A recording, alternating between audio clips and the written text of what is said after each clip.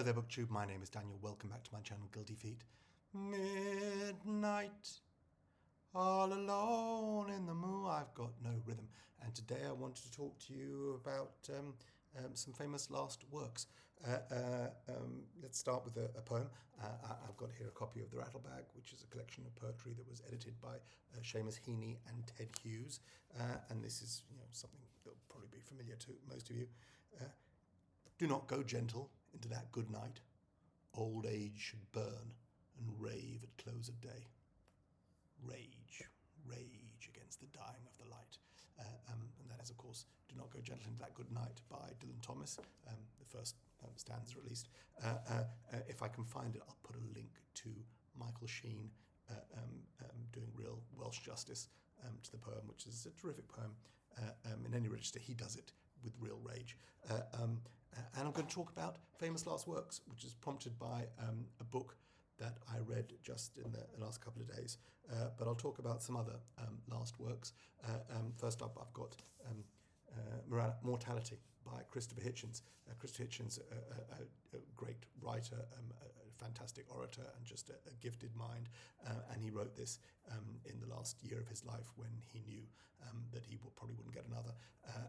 And he addresses, an atheist who addresses the end of whatever this thing called life is in a way that's moving and accessible and just wonderful, and we miss voices like his. And following that, I've got another last work, which when it was published, I don't think we knew this was going to be his last job. I'm trying not to knock the table because that makes that shake. I don't think we knew this was going to be his last work, but turned out to be the last published work by Martin Amis, and this is called Inside Story, which is a work of autofiction, and that is Amis. That is Amis on the cover talking to Christopher Hitchens, who was his good friend, and part of this is dealing with Hitchens' death and Amis's getting over that and dealing with that, or not getting over it, but dealing with the loss of a good friend. So addressing mortality, but I don't think when this was published we knew it was going to be Amis's last work. And like many cases, when a last work, when an author dies, we don't necessarily go back straight away to the last thing they published. We look at their greatest thing, or the thing that's perceived to be their greatest work. And so Martin Amis, probably Money. For my money, maybe Time's Arrow, or his autobiography, Experience, which is just tremendous piece of writing. But this, I think, probably forgotten now in the 3 or 4 years. I don't know how long it's been since we lost Martin Amis. And it's a shame because it is just genuinely excellent. A man looking back on his life and how tremendous it is that we as readers have grown with these great men and watch them age and deal with what that might be like. Another book I haven't read yet, but I'm hoping to fit in the next couple of months, and I'm guessing is on a similar theme, and that is Salman Rushdie's The 11th Hour. So we had last year his book Knife, which dealt with what was almost the end of his life and the horrendous attack and the stabbing that he was perpetrated against him. But how blessed we are that he survived and has written a book dealing, I guess, the book's called The 11th Hour. The blurb talks about death and mortality, and one imagines that Salman Rushdie, who's come as close as any of us have, has something to say about it. This may not be the last. Maybe we'll get more work from Salman Rushdie, but I'm excited to see what he has to say, and also a contemporary of Hitchens and Amis, and has written about his friendship with Martin Amis before, and written, as all of them have written about each other. So I'm looking forward to that. But the book that brought me here today is another of their contemporaries, and that is Julian Barnes, who publishes Departures, I think, in the next couple of weeks. I've got sent a proof copy by the people at Vintage, or Jonathan Cape, or wherever it is. So first of all, thank you very much to them. I have read some of Barnes's non-fiction before, dipped in and out. I I started with Flaubert's Parrot, and took me many years to get to the end of that. I wasn't really a committed reader in those days. But then I read Arthur and George, which I really liked, and then I read the one that won the Booker Prize, With the Sense of an Ending. Is that it? And then there was another one, The Noise of Time, also sort of novella length. And other than Arthur and George, I don't think I loved any of them as much as I appreciated them. But I did read his 4 books about a bisexual PI called Duffy, which were published under another name, and it became pretty clear that it was Julian Barnes. And I made a video once, I think, maybe if I can find that, I'll link to that also below, about Julian Barnes writing as Julian Barnes and Julian Barnes writing not as Julian Barnes. This is Julian Barnes writing, I guess you would also call this autofiction, because the narrator is a man called Julian Barnes, who is a novelist, and has written many of the books that we know the real Julian Barnes has written, and he talks about them. The opening section is a riff on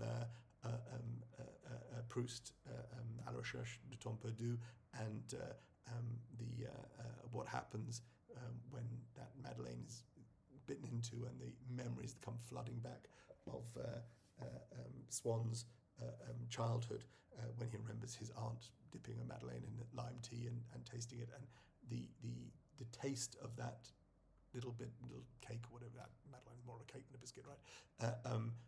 Brings back this flood of memories, and Barnes talks about the references. I've got 3 volumes of Proust here, and I never read. I think this edition came in 6 volumes.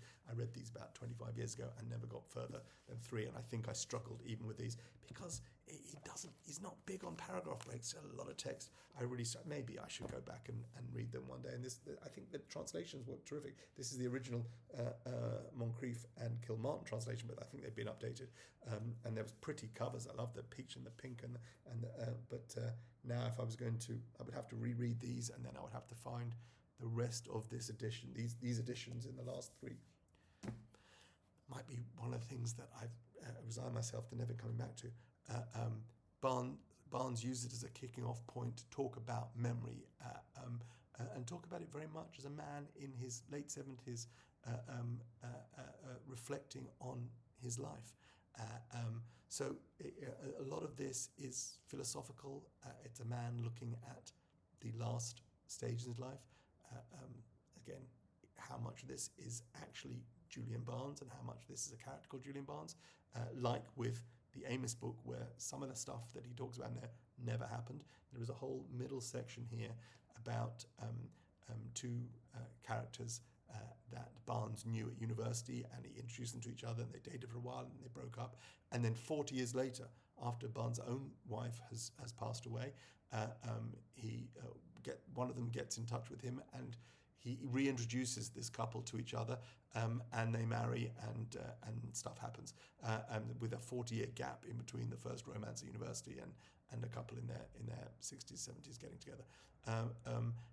So that's in the heart of this novel, and I don't know if that part is supposed to be real or true, in amongst this other stuff that happens to a character who is very close to the real live person we know as Julian Barnes.